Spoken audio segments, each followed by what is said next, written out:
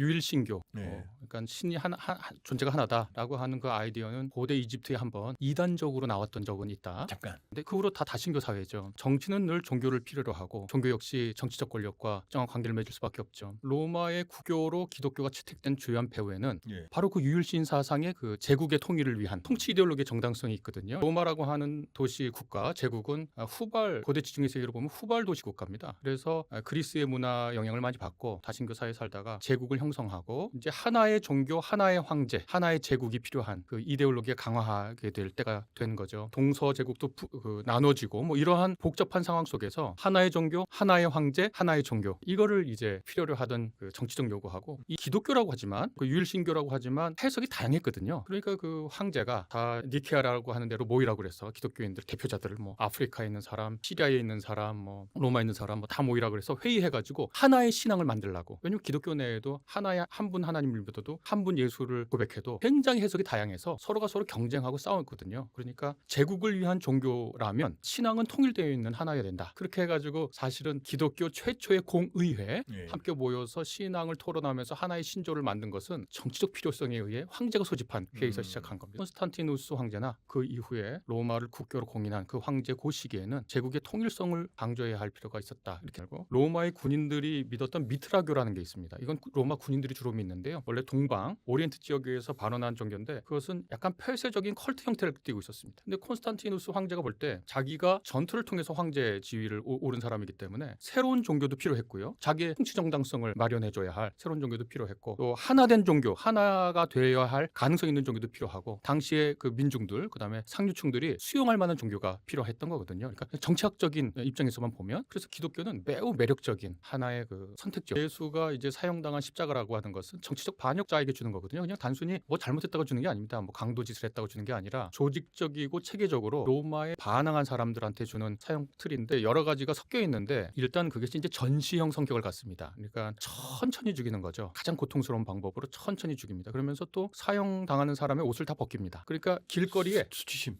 수치심도 보여주고 그다음에 어디 뭐 목이나 심장, 머리 같은 치명적인 상처를 가는 게 아니라 질식사나 탈진으로 죽게 하거든요. 그러니까 그 오랫동안 오래 산 사람은 기록에 따르면 거의 뭐 3, 4일 있게 살아 있었던 사람도 있다고. 지탱을 해야 되는데 이런 상태로 그러면 숨이 차거든요. 그럼 이렇게 힘이 들어서 이렇게 해서 숨이 잘 안 쉬어지면 자기 살에 박힌 이 못을 드러내면서 숨을 쉬어야 되니까 숨을 쉬려면 고통스럽고 고통스러워서 빼면 숨을 못 쉬고 이러면서 이제 탈진 상태로 죽게 되는 그런 건데 시체 수습을 안 해줍니다. 이건 고대 지중해 사람들에게 굉장히 치명적인 거거든요. 시체 수습이 안 된 거는 한 사람의 생애에서 가장 비극적인 종말이 옛날 영화 같은 데 보면 죽었을 때 여기 동전 하나 얹어주면 이제 뭐 그렇죠. 고대 그리스 종교를 다 믿지 않았어도 그런 한 사람의 삶의 마지막을 적절한 장례로 해서 보내주는 게 정말 그 사회에 한 사람의 죽음을 맞이하면서 마땅히 가져야 할 그런 권리인데 그런 걸 박탈해버리고 들짐승들의 먹이 되게 하거든요. 그렇습니다. 우리나라 60년대 70년대 그 국가보안법으로 사용된 사람 시체 수습하러 가족회에 누가 간다 그러면 빨갱이 취급받죠. 네. 그런 거죠. 시체를 수집하지 말아라라고 이제 명령 내리면 그 죽은 자에 대해서도 엄격한 형벌을 내리는 건데 로마 시민권자에게는 아무리 극악한 범죄를 했어도 십자가형을 내리지 않습니다. 십자가 처형으로 제일 유명한 장면은 아마 스파르타쿠스라고 하는 스파르타쿠스라고 하는 한 검투사 노예가 반란을 일으켜서 거의 이탈리아 전역을 뒤집어 놓죠. 근데 이제 포위가 돼가지고 결국은 죽게 됐는데 반란에 참여했던 노예들을 아피아라고 그러는데 우리나라 따지면 경부고속도로입니다. 그런데 2,000명을 그냥 매달아 둔 거예요. 2,000명 뭐 어쩌면 더 많이 이제 계산하기도 하는데 한번 생각을 해보면 제일 빨리 반역한 사람들을 죽이는 것은 그냥 2,000번 창질을 하면 됩니다. 그렇죠. 근데 십자가에 매다는 건 구덩이 파야 되고 나무는 최소한 하나 이상 있어야 되고 다리 묶고 팔 묶고 못질하고 시간이 상당히 오래 걸리는 처형이거든요. 근데 그것을 다 해놓고 우리나라로 따지면 경부고속도로에 딱 전시했다는 건 그건 그 사형이 주는 의미가 무엇인지 알라는 아주 정치적 메시지죠. 지금은 기독교의 심볼이 십자가잖아요. 그런데 초기 교회에서는 십자가 기독교의 상징이 아니었습니다. 왜냐하면 그것은 여기다 전기 의자 달고 다니는 거 똑같거든요. 신성한 게 아니었으니까. 신성한 게 아닙니다. 그것은 치욕적인 거고 그리고 이거는 굉장히 고통스러운 거기 때문에 십자가가 기독교 심볼이 아니었어요. 그러니까 놀라운 거죠. 어떻게 전기 의자에서 사형당한 정치적 반역자를 믿는 종교가 어리석잖아요. 정말 이상한 종교인데 그게 불과 한 100년, 200년 사이에 제국 전역으로 전파가 됐으니까 정말 기독교라고 하는 거 지금은 뭐 당연하게 생각하지만 그 힘의 원동력은 뭐예요, 도대체? 하나는 평등주의입니다. 그러니까 인종, 성별, 신분, 지위 이런 것, 계급이죠. 이런 것들과 상관없는 평등주의가 있어요. 오늘날은 민주주의 사회이기 때문에 인간이 평등하다는 말은 너무 당연한 말인데 만약에 200년 전에 광화문 앞에서 인간은 평등하다 그러면 그건 아마 반역될 겁니다. 그렇죠. 어떻게 천민의 씨하고 왕후장상의 씨가 같냐, 평등하냐, 말이 안 되는 얘기. 기독교는 그런 것들을 다 해체합니다. 이 평등 정신이라는 말을 바꾸면 지금 이 사회에서 미천하다고 보이는 사람 너에게도 디그니티가 있다, 존엄이 있다. 너도 신의 자녀로서 존엄하다. 이 메시지거든요. 사실 평등이라는 게 위에 사람 아래로 깎아내리는 게 아니라 천시받고 이 세상에서 아웃캐스트, 아무것도 아닌 존재들이 아무것도 아닌 게 아니라 그 안에 어떤 신적인 거룩함과 존엄이 있고 권리가 있다라고 하는 거거든요. 그래서 이걸 위로 올리는 거죠. 그러니까 평등 사상이라고 하는 말을 뒤집으면 사실 그 안에는 인간 존엄 사상이 있는 거거든요. 근데 인간 존엄 사상이라는 게 오늘날에는 너무 당연하지만 그때 계급 사회에서 인간 존엄이라는 건 우리나라 조선 시대에 봐도 뭐 천민들, 뭐 백정 같은 경우에는 세금도 안 걷었잖아요. 왜냐면 오늘날 우리가 반려견, 반려묘에게 세금 부과 안 하는 것처럼 재산으로 관리했죠. 네, 그러니까 뭐 전혀 이 백정 같은 사람들에게는 사람도 아니죠. 상투도 못 들고 여자들이 시집 갈 때 가마도 못 하고 그런 백정들이 우리나라 개신교 들어왔을 때 똑같거든요. 그런 백정들도 존중받아야 할 사람으로 대우해 주는 그러니까 그 감격이 있죠. 마음속에 그 감격이 있고 두 번째로는 박의 정신. 팬데믹 났을 때 드러났는데요. 그 초기에 팬데믹 뭐 코로나 팬데믹이 뭐 유별나는 듯이 얘기하지만 사실 인류의 역사는 팬데믹하고 같이 가죠. 뭐 흑사병, 중세 흑사병도 있었고 18세기는 뭐 콜레라의 시대였고 전부 다 콜레라의 시대였고 19세기 이럴 때 콜레라의 시대였는데 안토니우스 역병 뭐 이런 역병들이 크게 로마에 두 차례 돌았는데 많은 사람들이 죽어나갔죠. 심지어 자기 아버지 부모가 그 병에 걸리면 아직 죽지도 않았는데 그냥 내다 버리거나. 그런데 기독교인들은 매우 독특한 행동을 했는데 이 사람들을 함부로 버리지 않고 간호를 했어요. 그래서 실제로 어떤 학자의 통계에 따르면 기독교인들이 있는 지역에서 사망률이 현저히 낮았다. 이런 이제 기록들을 보여주거든요. 근데 그 분명한 것은 기독교인들이 살던 지역에 기독교인들은 팬데믹 걸린 사람도 버리지 않고 간호하고 돌봤다. 무슨 약이 특별히 있었을 리는 없고 그러면 어떤 특정한 장소에 그 사람들 버리지 않고 유기하지 않고 모아두고 아침 저녁으로 깨끗한 물하고 밥만 갖다 줘도 그게 간호가 버리지 않았다. 버리지 않았어요. 돌보고 심지어 전염병 걸릴 걸 알았지만 자기가 돌보다가 그 병이 옮으면 그게 신의 사랑을 수행하다가 걸린 병으로 달게 생각하고 그러니까 죽음을 두려워하지 않죠. 사랑을 실천할 때. 그런 어떤 박의 정신에 굉장히 감동을 한 것 같아요. 배교자 율리우스라고 하는 이 사람이 원래 기독교 집안에서 태어난 황제인데 나중에 황제가 된 사람. 율리우스 황제? 예. 기독교 집안에서 태어났는데 이 사람이 로마 전통 종교가 너무 좋은 거예요. 왜 이렇게 로마 전통 종교를 버리고 저 팔레스타인 구석에서 비천한 예수를 믿고 사나. 그래서 이 사람이 복고 운동을 했어요. 다시 돌아가자. 전통 종교로 돌아가죠. 근데 안 됐죠. 그러면서 남긴 글이 있는데 저 갈릴리의 이단자들이 우리의 병든 사람을 돌보는데 우리보다 더 잘한다. 그러니까 그 하나는 평등 정신, 하나는 박의 정신. 그러니까 사람들이 감동하는 거죠. 로마 시대의 남성들, 자유시민 로마인 남성들에게 성이라고 하는 것은 자기 욕구를 푸는 거고 그것은 밥을 배고플 때 밥 먹는 거랑 다를 바가 없는 거예요. 그러니까 부끄럽지 않아요. 성매매를 하건 아니면 뭐 자기가 어떤 남자 노예를 데리고 있으면 이 남자 노예를 강간하는 거죠. 어린 소년 남자 노예 강간하는 이거 전혀 죄의식이 없어요. 전혀 죄의식이 없어요. 왜냐하면 자유인 로마인 남자가 자기 밥 먹듯이 그냥 하는 거예요. 상관이 없어요. 그런데 기독교인은 어떻게 되냐면 혼인 관계에 의해 혼인 관계 외에 성관계를 허용하지 않거든요. 간음하지 마라 이렇게 돼 있잖아요. 그러니까 어떻게 되냐면 기독교인 신앙을 갖고 있는 남편을 둔 아내는 굉장한 편안한 가정생활이 정서적으로 유지가 되는. 그리고 애를 낳으면 유기했거든요. 나는 아들을 바랬는데 태어난 게 딸이야. 자기 정칠 부인 사이에서도 아들이어도 자기가 볼 때 애가 조금 못났어. 그럼 이렇게 뒤돌아서면 버리거든요. 그냥.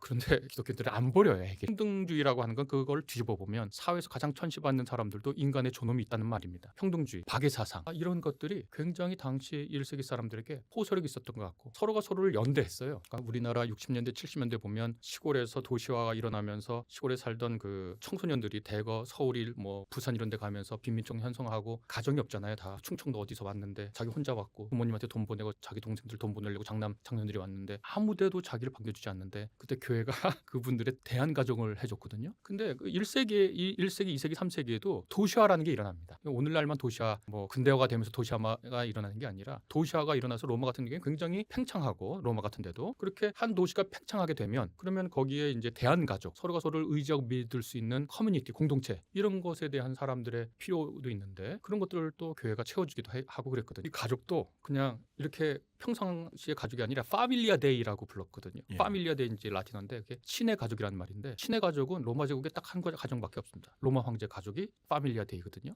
그런데 기독교는 뭐라 그러냐면 이 대한 공동체가 파밀리아 데이라고 한 거예요. 아, 그러니까 피를 넘어선. 예, 이게 자신들의 신분이 그냥 밖에 나면 아주 하층민 노예지만 새벽에 잠 깨서 주인이 뭐 시키기 전에 여기 와가지고 같이 예배를 하면 자기가 신적인 가족의 일원으로 아, 내가 이 세상에선 신분이 이렇지만 내가 그냥 비굴하게 살다가 밥이나 먹다 죽는 존재가 아니라 나에게도 신의 페이버, 신의 호의가 있고 나도 신의 일을 할 수 있고 그런 자기 삶의 그 어떤 뭐라 그럴까요? 그 프라이드 혹은 뭐 인간으로서의 존엄을 스스로 느끼게 하는 그러한 메시지들이 기독교 안에 꽤 있거든요. 또 인간은 신의 뭐라 그래야 되나 로봇이에요. 노동력 제공하려고 인간을 창조하거든요. 고대 메소포타미아 신화나 그리스 신화나 신들이 자기가 하기 싫은 일을 시키려고 인간을 만들거든요. 근데 오늘 우리가 휴머노이드 로봇 만드는 것도 이게 다 인간이 편하도록 만들어졌으니까 휴머노이드 로봇을 만들어야 하는 이유는 인간 편하게 하려고 만드는 건데 고대 근동 사람들도 비슷하게 생각한 것 같아요. 그래서 신이 인간을 만든 이유는 자기 노동을 대신시키려고 노예를 삼으려고 인간을 만들었다고 그렇게 얘기하는데 유대 기독교는 그 점에서 굉장히 독특한 종교입니다. 신이 인간을 노예로 만든 게 아니라 자기하고 같이 일을 하는 파트너로 만들었다고. 사랑할 대상. 예, 파트너예요. 그래서 일을 같이 하는 창조적인 일을 같이 하고 노동에 대한 개념을 완전히 바꾸죠. 아시리아 군대가 공포 전략을 썼거든요. 그래서 굉장히 잔인하다. 잔인한 것을 일종의 그 자신들의 심리전으로 사용한 군대거든요. 아시리아 군대가. 그래서 필요 이상으로 굉장히 이제 폭력적으로 굴면서 아시리아 군대 이름만 들어도 그냥 오금저리게 만드는 그런 전략은 십자가형이라고 그러죠. 십자가 모양이 아니라 아마 뭐 다른 모양에서 점점점 이렇게 모양을 바꿔온 것일 것이다 그런 얘기를 하고 A라는 사건이 없었으면 B라는 사건을 설명할 수 있느냐 이런 이제 논리적 연관성 속에서 B라고 하는 엄청난 제자들의 변화 그것도 굳건한 사람들이 예수는 죽지 않았어 이렇게 얘기한 게 아니라 완전히 예수의 죽음을 보고 겁에 질려서 도망갔던 사람들이 다시 목숨을 내걸고 아니 너희들이 죽인 예수가 죽은 예루살렘 한복판에서 그 제자들이 외치거든요. 그냥 예수가 살아나셨습니다 이게 아니라 너희가 죽인 예수가 죽지 않고 살았다 이렇게 고발하면서 얘기를 하거든요. 그러니까 이거는 정말 뭔가를 본 거죠. 그리고 부활한 예수를 봤다고 하는 확신이 없었으면 그건 불가능한 일이에요. 12명 전체가 한 명도 빠짐없이. 예. 당시 유대인 랍비들은 여성을 제자로 받지 않았습니다. 그런데 놀랍게도 예수는 여성들이 굉장히 중요한 역할을 합니다. 예수를 처음부터 끝까지 따라다니면서 제자라는 말이 followers, 따라다니는 사람들이라거든요. 근데 예수의 사역 초기부터 예수의 십자가까지 그리고 부활을 처음 목도한 사람도 전부 다 여성들이니까 여성들은 법정 증언에 효력이 없어요. 그 당시. 유대인의 율법에 보면 법률에 보면 몇몇 직업군하고 그다음에 여성들, 목자들, 그러니까 양치는 사람들, 이 사람들은 법적 증언 효력이 떨어집니다. 거짓말 하도 많이 한다고 해가지고. 그런데 놀랍게 부활한 예수를 처음 만난 사람들은 여자들이고 예수가 남자들에게 나타나서 뭐만 얘기하는 게 아니라 그 여자들에게 나타나서 내가 부활했다는 소식을 형제들에게 가서 알리라고. 부활 소식의 첫 번째 증인으로 여성들을 택해요. 그러니까 사실 그거는 오늘날의 감각으로 뭐 그럴 수 있겠다 싶은데 당시의 감각으로는요. 왜 하필이면 법적 증언에 효력도 없는 존재들 1세기, 2세기에 여성들이 리더십이 엄청났습니다. 기독교 운동 내, 예수 운동 내. 그런데 로마 제국의 국교가 되면서 제국의 직제를 그대로 따르다 보니까 여성들을 거기서 다 소외시키게 되죠. 그래서 기독교가 로마의 국교가 되면서 잃은 것도 있고 얻은 것도 있는데 잃은 것 중에 가장 안타까운 것 중에 하나가 뭐냐면 여성 리더십이 대거 탈락한 사건이에요. 일단 타르서스라고 하는 지금 터키죠. 터키 동남부에 있는 유명한 학문의 도시가 있습니다. 당시에도 아테네는 유명한 학문의 도시로 이름이 있었지만 쇠락하고 타르서스 같은 데는 온갖 수사학자들이 모인 오늘날 따지면 지식인들이 모인 그런 곳의 출신이에요. 그리고 이제 헬라 제국에서 바빌로니아가 지배했다, 그다음에 페르시아가 지배했다가 그다음에 헬라 제국이 지배하거든요. 팔레스타인 그 땅을 그다음에 로마 제국이 지배하게 되는데 헬라 제국이 지배할 때 이때 이 헬라 제국 말에 마카베오라고 하는 이 가문이 있는데 망칩니다 뜻이. 근데 이 유대 율법에 대한 열정 때문에 혁명을 일으킨 사람들이 있어요. 젤로스가 있었다고 그렇게 사울이 자기 젤로스 있다. 그러니까 이 사람이 예수 운동을 보니까 예수 운동은 말이 안 돼요. 일단 신명기라고 하는 유대 율법에 나무에 매달려 죽은 자는 저주받은 하나님의 저주받은 자라 이렇게 써 있는데 예수는 나무에 달려 죽었잖아요. 그러니까 아까 말한 T자형 삼각 그 십자가가 있고 이렇게 지금 보는 십자가가 있는데 아마 혼용되었다가 아마 표준화된 것 같은데 그런데 이 나무에 달려 죽었고 세리 세금 징수업자 이 사람들 내쳐야 되고 죄인 율법 어기는 사람들 또 뭐 성매매 여성이나 이런 사람들 철저하게 이 공동체에서 내몰아서 이 공동체의 순수성을 지키고 해야 되는데 기껏 바리새인들 같은 자기애들이 기껏 세금 징수업자 공동체에서 내보내고 유대 공동체 성매매 여성 같은 죄인들 내보내고 그래가지고 이렇게 정결하게 하려고 그러는데 예수는 그걸 다 밥상에서 버렸던 쓰레기를 다 밥상에 그 사람 느끼는 감정을 밥상으로 다 갖고 오는 거예요. 다시 도대체 이게 말이 안 되는 거예요. 예수의 행적이 거기다 죽었는데 십자가에 달려 죽었는데 하나님이 이 사람을 완전히 잘못됐다고 그분이 저주를 확인했구나. 그런데 예수가 부활했다고 돌아다니니까 예수의 제자들이 바울은 참을 수가 없죠. 거기다가 젤로스가 있으니까 자기가 예수장이들 만날 때마다 린치를 가합니다. 사적 린치를 가하는 사람이었어요. 지금 제일 유명한 게 이제 스테파노스라고 하는 한 젊은 사람을 돌로 치는 사적으로 석형하는 장면에서 자기가 중요한 역할을 하기도 하고 집단 린치 같은 거를 서슴없이 하던 사람이었는데 이 사람이 사도행전이라고 하는 기록에 따르면 지금 다마스쿠스 시리아의 다마스쿠스 예, 지금 예루살렘에 가보면 다메섹 문이라고 있습니다. 근데 다마스쿠스로 가는 길에 거기 왜 갔냐면 거기에도 다마스쿠스에 이미 예수장이들이 예수 운동한 사람들이 있다는 얘기를 듣고 거기 집단 린치하러 가는 겁니다. 린치하러 잡아오려고 응징하러 그 가는 길에 부활한 예수를 거기서 만나게 됩니다. 그거는 한 40일만 40일 지난 후입니다. 후죠. 그러니까 예수의 부활을 목격한 것을 인정해주는 기간이 누가복음서라는 데에 따르면 40일입니다. 시간을 그렇게 뒀어요. 거의. 사울 때문에. 그거는 모를 일입니다. 네. 그런데 사울은 그것과 상관도 없는 사람이고 더군다나 예수 운동의 박기자인데 자기 앞에 어떤 존재가 나타나서 그럼 시리아로 가는 길에 만났네요. 네, 다마스쿠스로 가는 길에 네. 만나서 큰 빛을 보고 말에서 떨어졌는데 자기가 그런데 그 존재가 사울아 왜 너는 나를 그렇게 박해를 하냐 그렇게 묻는 거예요. 그랬더니 이 사울이 당신이 누군데 박해한다고 하냐 그랬더니 나는 네가 핍박하는 예수다 그렇게 얘기했거든요. 이 장면이 매우 예수의 그 대답 사도행전에 나온 그 예수의 대답이 매우 의미 있어요. 뭐냐면 바울은 행전에 예수를 한 번도 박해한 적이 없어요. 바울이 박해한 것은 예수 운동하는 그 시대의 못난이들이에요.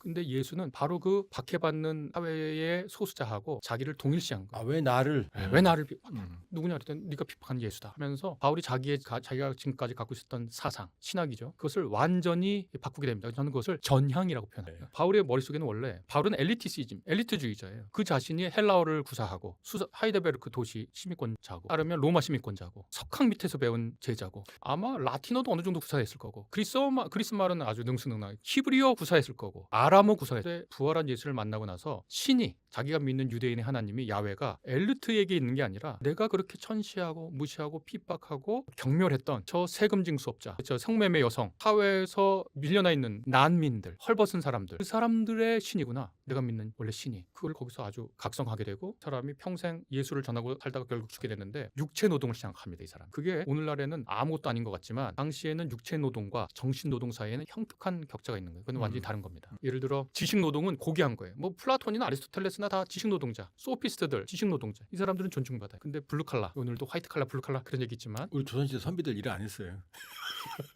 근데 이 바울은 자기가 배운 게 있어서 말로도 먹고 살 수 있는 지식 노동자 할 수 있는데 이 사람은 가죽 다루는 일을 하기 시작했어요. 오늘 이분의 그 선교라고 하는 것이 기독교라고 하는 팔레스타인 시리아의 지역 종교를 지중해 세계 전역으로 통용 가능한 일단 그리스어로 썼으니까 중요한 책들을 그러니까 일제 시대의 조선의 독립 관련된 책을 한국어로 쓴 게 아니라 영어로 쓴 거라고 생각하면 유비가 됩니다. 그리고 퍼뜨린 거죠 유럽으로. 그러니까 이게 이런 걸로 이렇게 근데 그 내용을 읽어보면 엘리트인데 이 사람은 지향점이 예수랑 같아진 거죠. 위를 향하는 게 아니라 예수처럼 육체 노동자로서 마리조와 순회하고 여기저기 여행한 거지 예수나 바울이나 모두 홈리스입니다. 예수가 나는 여우도 굴이 있고 새도 둥지가 있지만 나는 머리 둘 곳이 없다 그런 얘기하는데 홈리스죠. 바울도 행한 거처지를 주지 않고 계속 돌아다니는 사람 방랑하는 거예요.